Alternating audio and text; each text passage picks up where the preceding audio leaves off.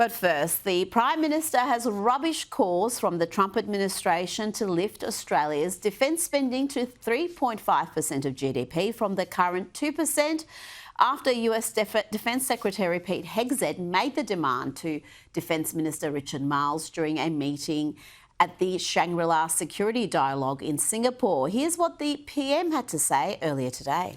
We determine our defence policy here. We're a sovereign nation that need to have pride in our sovereignty and in our capacity to make decisions in our national interest. In our national interest. That is what we will do. Former Army Chief Peter Leahy has warned that the government's insistence on keeping defence spending low is an abrogation of the primary responsibility of our elected representatives to provide for the defence and security of the nation and the safety of our servicemen and women. Those who wear Australia's uniform place great trust in those who task and equip them. This trust is not being honoured. This comes after close ally Japan doubled its defence budget amid expectations that China will only get more aggressive, with Pete Hegseth warning that a Chinese attack on Taiwan could be imminent. Joining me now for more on this is Deputy Executive Director of the Institute of Public Affairs, Daniel Wild. Dan, just take a look at what's happening with the NATO countries. They have increased their spending as Trump asked them to do, demanded that they do. Can Australia really afford to be this reckless and recalcitrant? Well, I think, it's fair enough for the Prime Minister to say that we'll decide what our own defence policy is based on our own circumstances. But the case for Australia to increase our defence spending is not predicated necessarily on what the US is asking us to do, but because we need to do it anyway. And we should have been doing this a long time ago. Our spending has been too low for too long. And the money that we have allocated toward defence and our national security has not been spent in an effective manner. We are hopelessly unprepared for the challenges that we face in our region and around the world. And this is only set to get worse unless there is a dramatic and urgent change to how we approach our defence policy. Obviously closely related to this, Rita, is not just our national defence, but also our energy security. And for as long as we're committed to policies like net zero, our capacity to have our own sovereign manufacturing capabilities is going to be undermined. So this is cause not just to increase our defence spending, but to have a complete rethink about our energy policy as well. And it's all good and well for the Prime Minister to talk tough about sovereignty, but where was that tough talk, Dan, when Chinese warships were doing their little exercises unannounced close to the Australian border? I mean, I just find it very inconsistent from the Prime Minister to talk tough when a close ally wants us to increase our defence spending, but he goes missing when the aggressive attitude is coming from China. Well, that's exactly right. And it's not just issues pertaining to China, as you rightly identified, but also the number of international agreements which we are signed up to or are due to sign up to, for example, in relation to future pandemics. I haven't heard the Prime Minister talk about our national sovereignty in relation to the World Health Organization, nor have I heard him talk about national sovereignty as it relates to climate change commitments. For example, the Paris Climate Agreement is handing over a massive amount of power to unelected international bureaucrats. So you're quite right to point out that the Prime Minister is being very selective when he discusses issues relating to our political and national sovereignty. Now, Western Australian Senator Dorinda Cox, who was elected as a member of the Greens not too long ago, has made a shock defection to the Labor Party, making this announcement alongside the Prime Minister just yesterday. Today I'm resigning from the Australian Greens to join the Labor Party, to sit as a Labor Senator as part of the Albanese government.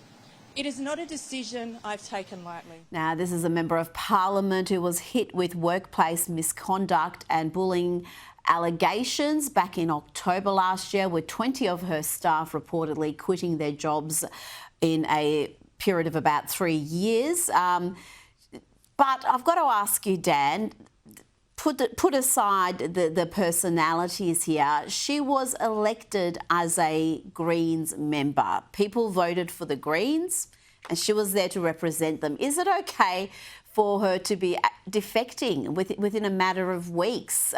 Or should she be standing down and the Greens select someone else to represent them? Yeah, I think so, Rita. I think Australians are pretty sick and tired of this. I haven't looked at what her personal vote was, how many below-the-line votes she got in the Senate, but I can't imagine it was enough, anywhere near enough to get her own quota to get in. So you're right that she was elected as a Greens member, not as a member of the Labor Party. And to do this so soon after the election, I think suggests that perhaps something was in play beforehand. I don't know, but it seems that it's unlikely that this kind of transition will take place in such a short space of time. The other point that I would make, I watched Anthony Albanese's press conference today in Perth, and it was interesting and revealing what he said. He said that if you're serious about social change in Australia, then you need to support the Labor Party. Now, what this suggests to me to mean is that Labor's social values are the social values of the Greens. They're the social values of treaty, of truth-telling, of reparations payments.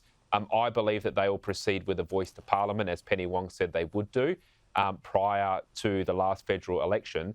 And I think it's time for Labor just to be honest with the Australian people and have a formal coalition agreement with the Greens. If they're just going to adopt Greens members as a part of their party, then they should do it in an open and transparent manner. Well, they're in a coalition with the Greens, let's be honest. The Greens and Labor depend on each other, and Labor wouldn't be where they are without the Greens' support. So whether it's an official coalition agreement as the Libs and Nats have, or an unofficial one like Labor and Greens, it works pretty much in the same way.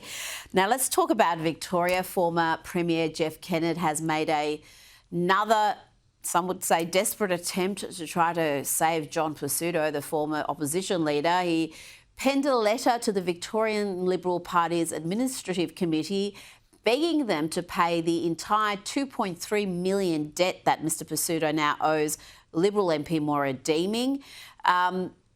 If he doesn't come across with this money, if he doesn't find it somewhere, Dan, he faces bankruptcy, which means he will step down from Parliament. Jeff Kennett argues not supporting the Pesutto family now denies the fundamental values the party was founded upon. It is wrong to ask him to foot the bills, to bankrupt him and his family, wrong to ask him to borrow money from the capital funds we might have at our disposal. I implore you to act decisively. We must put the issue to bed quickly. Remember, money can always be replaced. A change of government cannot. I've got a lot of thoughts on this one, Dad, but I'm interested in yours. My first thought, though, is, has Jeff forgotten who the victim here is? It's Moira Deeming. It is not John Pesutto. Yeah, look, I mean, I have a lot of respect for Jeff Kennett and everything he's done for Victoria, but I'm not sure this is quite the right way to go. Moira Deeming is entitled to seek compensation as per the court order. She's well within her rights to do that. And also the Liberal Party was founded on the value of freedom of speech, which is what Moira was exercising. And she was really the victim of what happened to her and went through that legal process. So, this has been a disaster for the Victorian Liberal Party from the very beginning.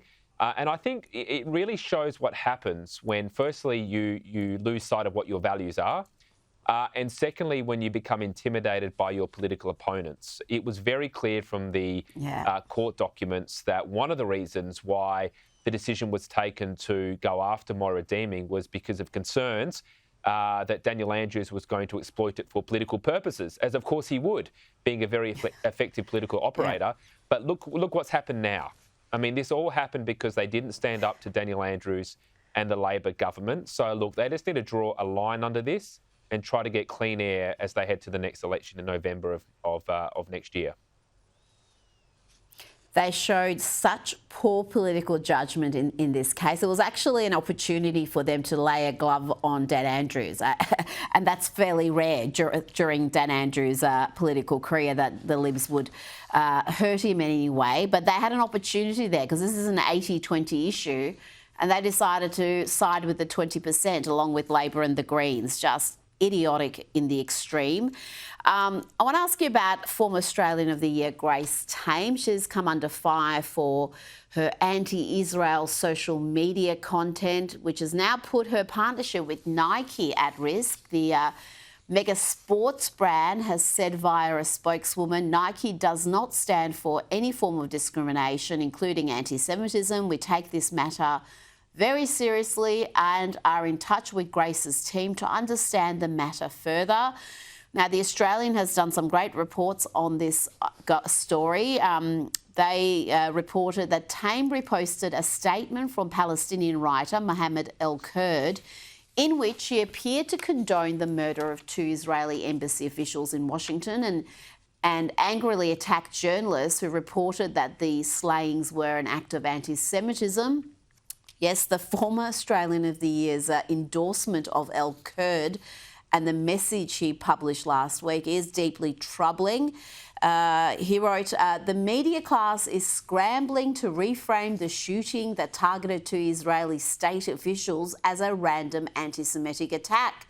Tame reposted this to her 260,000 followers, even though it was undeniably, and by the alleged shooter's own admission, a response to the ongoing Israeli assault on Gaza, which killed 107 Palestinians in the last 24 hours alone.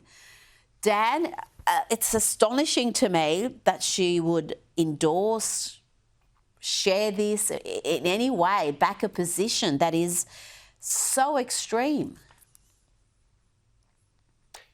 Yeah, well, the first thing is good on Nike for doing this. I mean, quite often we rightly call out big businesses for dividing us and doing the wrong thing. Well, Nike is at least, standing up and is asking for an explanation from Grace Tame, and that's the right thing for them to do. I think it's a shame for Grace Tame because she has rightly been acknowledged for the work that she's done in advocating for and raising the profile of victims of domestic violence and abuse, and that's a very important cause. But for her to go down the road of political activism, I think has really let down the important work that she did. Of course, she famously wore the F Murdoch T-shirt when she was meeting with the Prime Minister some time ago and has a history of political activism. Now, if she wants to do that, that's up to her. I mean, it's entirely up to Grace Tame if she wants to go down that road. But I don't think you can at one time be an advocate for a very important cause and at the same time also see yourself as a political advocate for what are very divisive cultural issues as well. Yes, indeed. And I think as Australian of the Year, she's not in that role anymore.